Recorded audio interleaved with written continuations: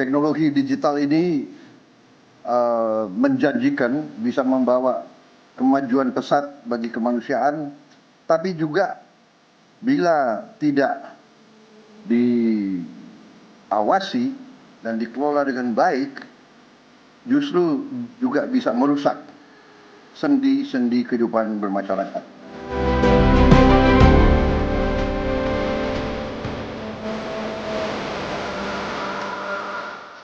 Pada prinsipnya, dalam PP ini platform wajib memastikan perlindungan anak lebih utama daripada kepentingan komersialisasi dari para platform.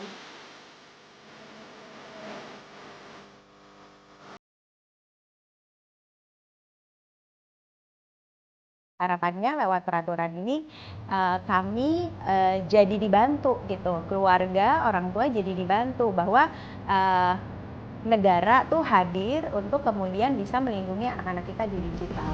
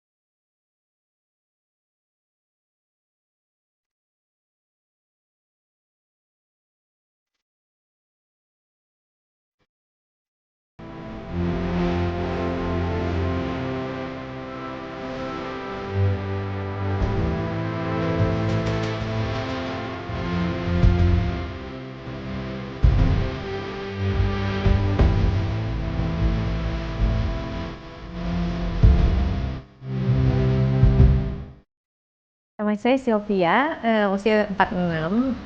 Saya kemarin bawa keponakan yang usianya 13. Sebenarnya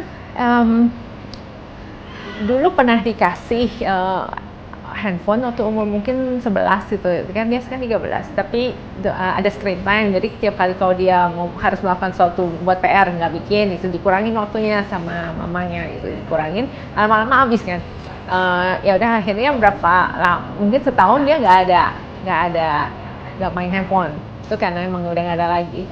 Nah ini baru bulan Agustus ini baru dikasih lagi, dikasih 3 jam sehari ya, dia pakai sampai habis. Jadi kita susah banget distract dia untuk lepas dari handphone gitu. Jadi kalau misalnya nggak dikasih nih kan 3 jam udah habis dan nanti dia marah gitu.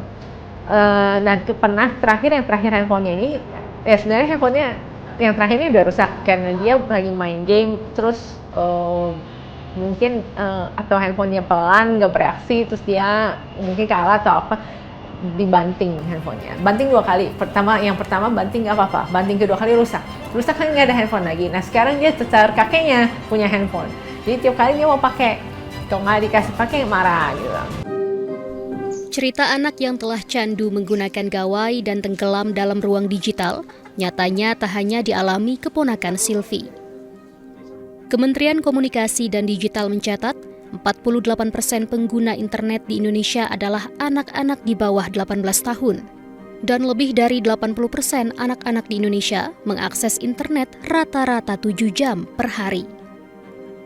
Pada 2024, Badan Pusat Statistik bahkan melaporkan bahwa 39,71% anak usia dini di Indonesia telah menggunakan telepon pintar atau smartphone. Serta sebanyak 35,57% anak usia dini telah mengakses internet. Dokter spesialis kejiwaan subspesialis psikiatri anak dan remaja, Isa Multazam Nur, mengungkapkan bahwa perkembangan teknologi digital bisa jadi salah satu faktor yang mempengaruhi kesehatan jiwa anak dan remaja. Dalam download. Ya memang kalau misalnya ini contoh aja ya, kalau dari behaviornya ya, perilakunya. Misalnya dia sudah tidak bisa lagi menghentikan aktivitas main gamenya, yang mungkin tadinya dia seharinya 1 atau 2 jam. Tapi naik frekuensinya jadi ke level yang 4 gitu. Nah, dia baru dapat kepuasannya di 4. Tadinya padahal dia 1 sama 2 tuh udah puas. Tapi karena dia terlalu intens, berlebihan main gitu ya, sehingga gelombang otaknya jadi nggak stabil. Merujuk tingginya angka anak pengguna gadget dan internet, serta dampak negatif yang mengintai, lahirlah Peraturan Pemerintah Nomor 17 Tahun 2025 tentang tata kelola penyelenggaraan sistem elektronik dalam pelindungan anak atau dikenal dengan PP Tunas. Aturan yang diterbitkan pada 28 Maret 2025 oleh Presiden Prabowo Subianto ini merupakan wujud perhatian dan komitmen pemerintah dalam melindungi anak kala berselancar di dunia maya. Teknologi digital ini menjanjikan bisa membawa kemajuan pesat bagi kemanusiaan, tapi juga bila tidak diawasi dan dikelola dengan baik, justru juga bisa merusak sendi-sendi kehidupan yang bermasyarakat, terutama merusak akhlak, merusak psikologi, merusak watak daripada anak-anak kita.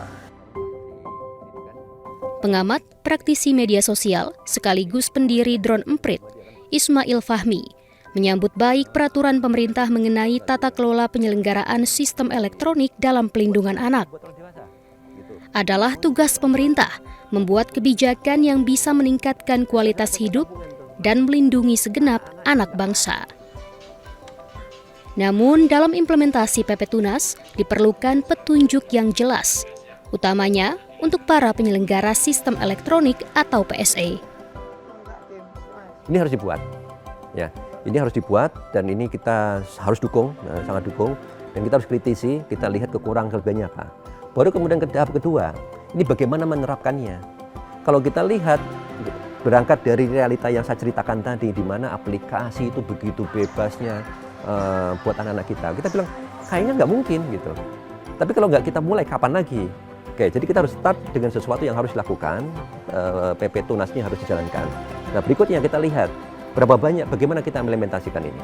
Tahapannya seperti apa, challenge-nya seperti apa, tantangannya banyak sekali. Sekarang gini, kalau kita masuk di anak-anak sekolah, SD, SMP, SMA, mereka sudah mulai pakai aplikasi kan, apalagi aplikasi pendidikan yang dibuat oleh mungkin dari pemerintah atau mungkin pihak ketiga. Itu kan termasuk PSE, mereka itu penyelenggara sistem elektronik. Dan itu sudah harus ada, ini anak benar nggak usia. Jadi untuk aplikasi pendidikan, itu harus mengikuti PP Tunas juga. Dalam PP Tunas, PSE punya sederet kewajiban yang harus dipatuhi, seperti menyediakan fitur dan layanan yang aman bagi anak, serta pembatasan usia pengguna. Kehadiran regulasi ini dimaksudkan untuk membimbing putra-putri generasi penerus bangsa agar bijak menggunakan internet dan menciptakan ruang digital yang ramah anak.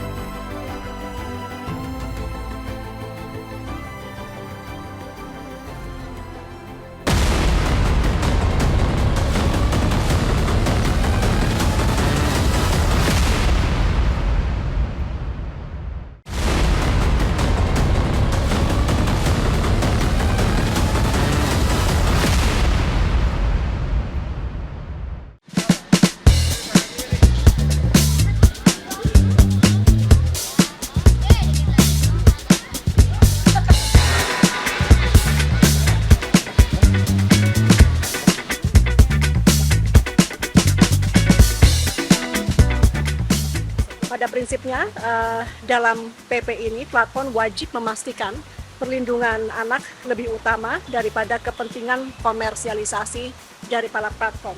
Kedua, juga kita memastikan bahwa anak-anak tidak terpapar pada konten-konten yang berbahaya, eksploitasi komersial, ataupun ancaman terhadap data pribadi. Jadi juga ada larangan mengenai profiling data anak. Kehadiran Peraturan Pemerintah Nomor 17 Tahun 2025 atau PP Tunas menjadi garda tambahan dalam tata kelola penyelenggara sistem elektronik PSE yang sebelumnya juga telah diatur dalam PP Nomor 71 Tahun 2019. Implementasi PP Tunas dilakukan secara bertahap untuk memberikan waktu bagi PSE selama kurun waktu 2 tahun agar bisa menyesuaikan regulasi ini dengan sistem mereka. Pusaran utama PP Tunas adalah bagaimana menciptakan ruang digital aman dan ramah anak dengan menjadikan PSE sebagai objek yang diatur, serta mewajibkannya untuk mematuhi 5 ketentuan utama. Pertama, perlindungan anak lebih diutamakan dibanding komersialisasi. Platform dilarang menganalisis informasi atau profiling data anak. Penerapan batasan usia serta pengawasan ketat wajib diberlakukan. Platform digital dilarang menjadikan anak sebagai komoditas dalam ekosistem digital. Terakhir, platform yang melanggar bakal dikenakan sanksi administratif hingga pemutusan akses. Nah, lingkungan yang ramah ini kita berharap bisa menjadi sarana untuk memastikan anak di dalam ruang digital itu dapat beraktivitas, mulai dari belajar, mulai dari berkreasi, berinteraksi dengan nyaman melalui konten dan platform yang sesuai usianya dia. Dan memang platform itu edukatif sifatnya, kemudian serta menghormati hak dan kepentingan terbaik anak. Itu selalu yang menjadi dasar kita. Pasal 21 ayat 1 PP Tunas mewajibkan PSE untuk menerapkan batasan minimum usia anak dalam mengakses layanan digital berdasarkan tingkat risiko. Sementara itu, ada 7 aspek penilaian tingkat risiko dalam produk layanan dan fitur digital.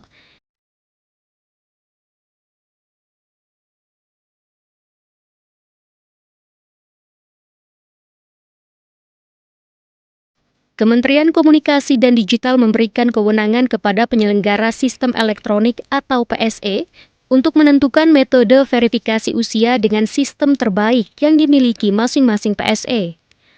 Dalam memastikan penyediaan konten ramah anak, PSE wajib menerapkan moderasi konten melalui penyaringan konten sesuai usia anak. Mereka hanya mengumpulkan data itu dengan persetujuan dari orang tua, dari si anak atau walinya. Kemudian mereka wajib menyediakan suatu mekanisme bagi anak atau orang tua atau wali anak untuk mengetahui, mengoreksi atau menghapus data. Ini terkait dengan masalah pelindungan data. Kemudian ada kewajiban dalam melaksanakan edukasi dan literasi digital, serta menyediakan laporan berkala kepada pemerintah mengenai pelaksanaan dari kewajiban-kewajiban yang tadi saya sampaikan itu.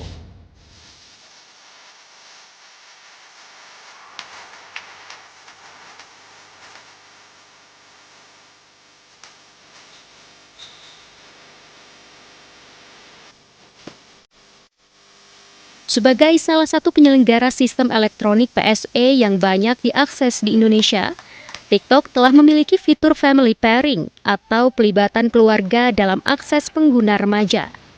Hal ini bertujuan untuk melindungi anak dalam berselancar di aplikasi mereka.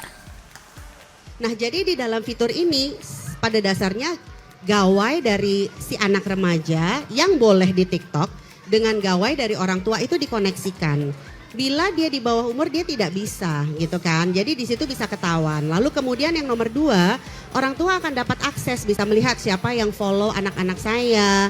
Apakah anak saya bisa memessage orang, karena untuk usia tertentu di bawah sampai umur 15 tahun aja mereka tidak bisa DM.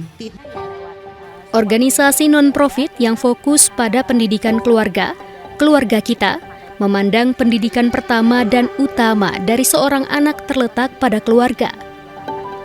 Dengan kemajuan teknologi sekarang, orang tua mengemban tugas ekstra dalam mengawasi dan membersamai tumbuh kembang anak. Jadi dengan adanya si peraturan ini, jadi kayak kita sebagai orang tua tuh udah melakukan sesuatu gitu ya, keluarga kita mencoba ngajakin orang tua untuk belajar, untuk menyiapkan diri. Tapi kan yang di teknologinya sendiri, di digitalnya sendiri kan kontrolnya banyak yang di luar orang tua ya. Karena kan itu ya dari perusahaan berskala global gitu, yang kita juga nggak mampu gitu ya untuk kemudian bisa memengaruhi. Harapannya lewat peraturan ini kami jadi dibantu gitu, keluarga, orang tua jadi dibantu bahwa negara tuh hadir untuk kemudian bisa melindungi anak-anak kita di digital. Implementasi penerapan PP Tunas yang efektif tidak lepas dari peran orang tua sebagai jangkar pertama pengawasan terhadap anak yang berselancar di ruang digital. Komisi Perlindungan Anak Indonesia menekankan bahwa literasi digital pada anak perlu disampaikan secara tepat sasaran, sesuai usia dan tumbuh kembangnya. Makanya kan gadget juga sangat memberikan pengaruh kan hari ini kepada anak. Bagaimana anak meniru, mencontoh, sementara anak tidak punya filter yang bagus untuk, oh yang saya lihat ini bagian dari yang negatif, yang nggak boleh ditiru, yang nggak boleh dilakukan. Kalau tidak ada yang mendampingi, dia ikutin aja apa yang dia lihat. Dia nggak ngerti itu bagus atau tidak, boleh dilakukan apa tidak, boleh ditiru apa tidak. Nah disitulah kemudian butuh ada yang melakukan pendampingan, dalam hal ini adalah orang tua tentunya yang paling utama. Keberhasilan penerapan aturan pelindungan anak di ruang digital tidak bergantung di satu pihak semata. Sinergitas dan komitmen dari pemerintah, penyedia layanan digital, hingga keluarga jadi kunci terciptanya ekosistem digital yang ramah anak. Kementerian Komunikasi dan Digital menggandeng 5 kementerian lain untuk bersama-sama memastikan anak Indonesia memperoleh haknya aman berselancar di dunia maya dengan menandatangani nota kesepahaman rencana aksi implementasi PP Tunas di era digital.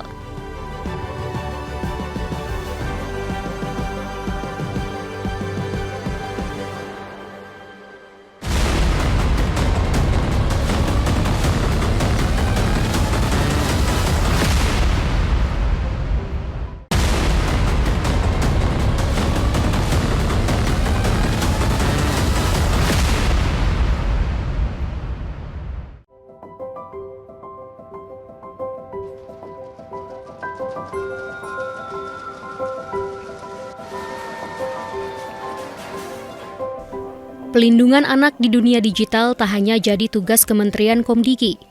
Diperlukan sinergitas lintas kementerian lembaga untuk memaksimalkan implementasi PP Tunas. Karenanya, pada akhir Juli 2025, Kementerian Komdigi menggandeng 5 kementerian lainnya untuk menguatkan komitmen dengan menandatangani nota kesepahaman rencana aksi implementasi PP Tunas di era digital.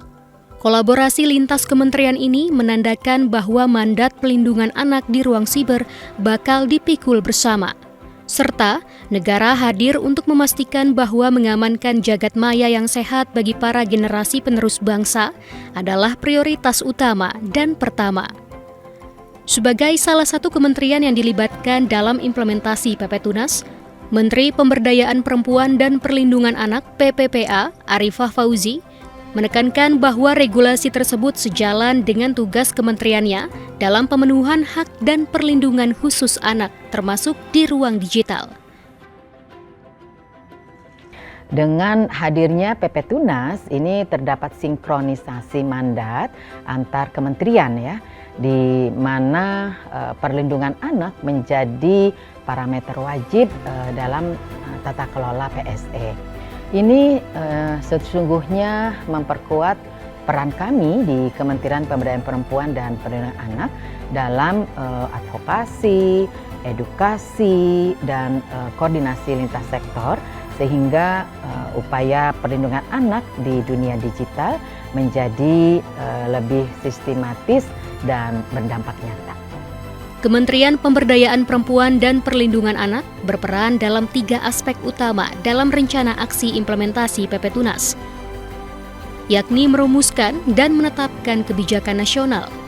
Kedua, menggelar program dan kegiatan literasi digital pada anak dan orang tua, serta mengoptimalkan pusat panggilan atau call center layanan sahabat perempuan dan anak SAPA 129.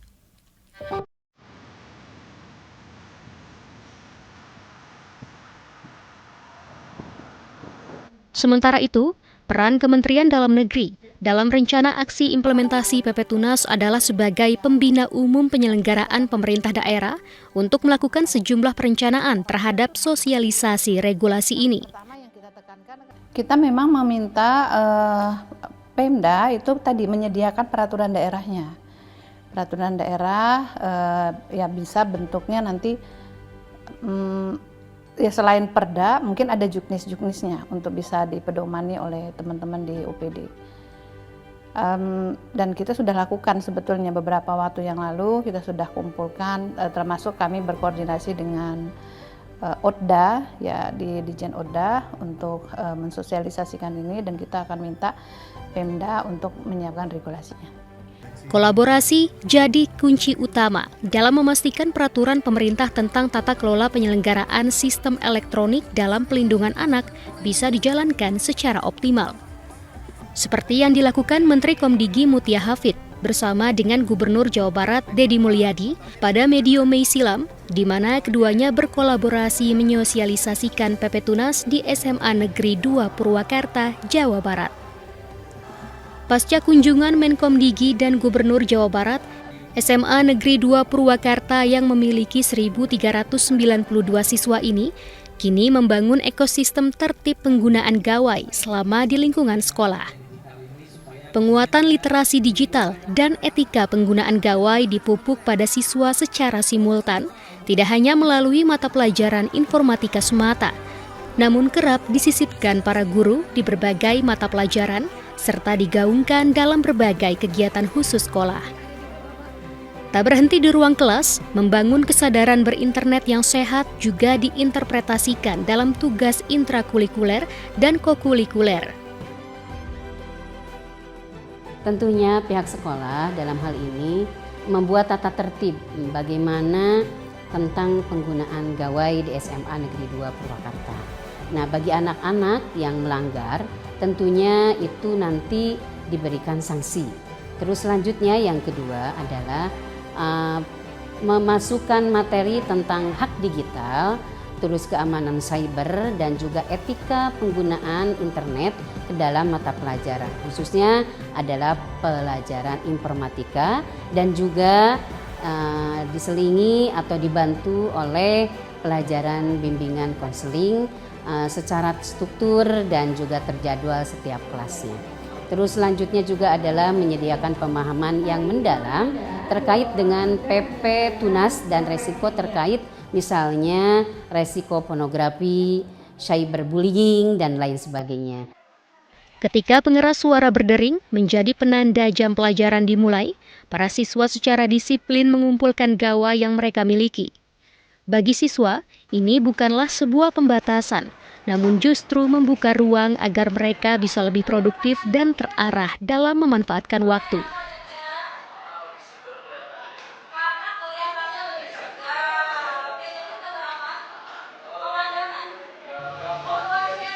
Nama saya Kalista Rafesa Naila, umur 16 tahun. Untuk kegiatan belajar mengajar itu biasanya kami tidak menggunakan smartphone, kecuali memang ada beberapa guru yang mengizinkan, itu pun untuk menunjang pembelajaran. Jadi tidak digunakan pada saat pembelajaran seperti itu, jika dibutuhkan saja. Jika dari handphone saya, biasanya untuk TikTok itu saya ada batasan selama 3 jam, dan kalau misalnya sudah melebihi dari batas waktu, itu baru bisa diakses dari handphone mama saya, seperti itu. Dan tidak bisa diakses dari handphonenya saya, gitu. Dan beberapa aplikasi lain juga ada batasannya, namun tidak semua.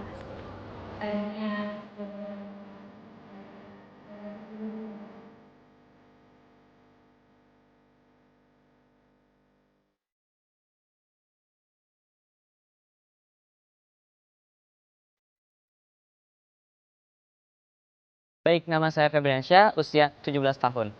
Sejujurnya aku dapat smartphone itu dari sepertinya TK atau PAUD. Aku udah diberikan smartphone. Tapi waktu dulu saya emang bener-bener gila game. Tapi semenjak kesini-sini saya lebih memilih untuk mencari informasi saja dan juga melakukan proses pembelajaran lewat handphone. Menurut saya pribadi, dengan adanya sosialisasi ini tidak mengganggu sama sekali. Justru saya lebih membuka diri untuk bahwa saya ternyata selama ini sudah kecanduan dalam bermain handphone, maupun lebih fokus jadi kita tuh merasa oh iya kita selama ini salah, kita harus lebih mengurangi penggunaan handphone seperti itu. PP Tunas merupakan bentuk kehadiran negara dalam menjaga dan memastikan setiap anak Indonesia bisa tumbuh dalam lingkungan digital yang aman, sehat, dan berkeadilan. Juga Diperlukan komitmen bersama dari berbagai pihak untuk melindungi generasi penerus bangsa dari berbagai ancaman dan risiko buruk jagat maya, sekaligus memastikan mereka mendapat manfaat terbaik dari perkembangan teknologi.